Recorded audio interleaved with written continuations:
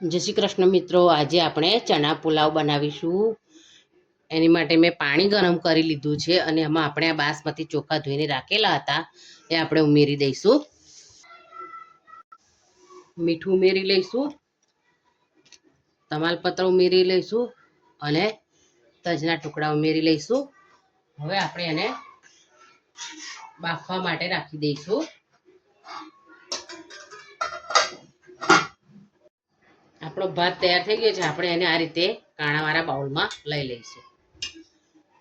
વઘાર કરી લઈશું। એની માટે આપણે તેલ લઈ લઈશું, મરચું ઉમેરીશું, જીરું ઉમેરી લઈશું, ડુંગળી ઉમેરી લઈશું, ટામેટા ઉમેરી લઈશું, મીઠું ઉમેરી લઈશું, મિક્સ કરી લઈશું। ટામેટાને ડુંગળી ચડવા દઈશું થોડી વાર। આપણે ટામેટા થઈ ગયા છે, આપણે મસાલા કરી લઈશું। 1 ચમચી લાલ મરચું પાવડર ઉમેરીશું, હળદર પાવડર ઉમેરીશું, ધાણા જીરું ઉમેરીશું, ગરમ મસાલો ઉમેરીશું, 1 ચમચી આદુ મરચાં લસણની પેસ્ટ ઉમેરીશું। બરાબર મિક્સ કરી લઈશું બધું। મિનિટ માટે થવા દઈશું આપણે એને।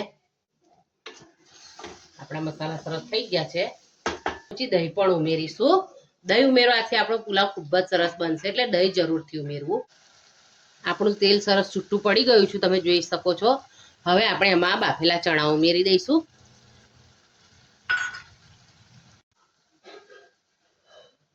ભાત ઉમેરી દઈશું આપણે અંદર। આપણે એને 2 મિનિટ માટે થવા દઈશું।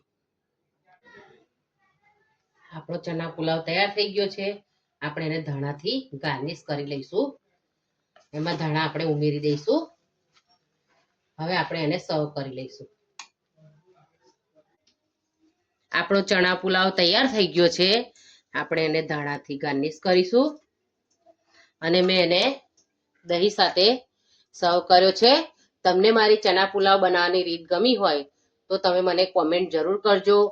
મારી ચેનલને સબસ્ક્રાઇબ જરૂર કરજો। Thank you.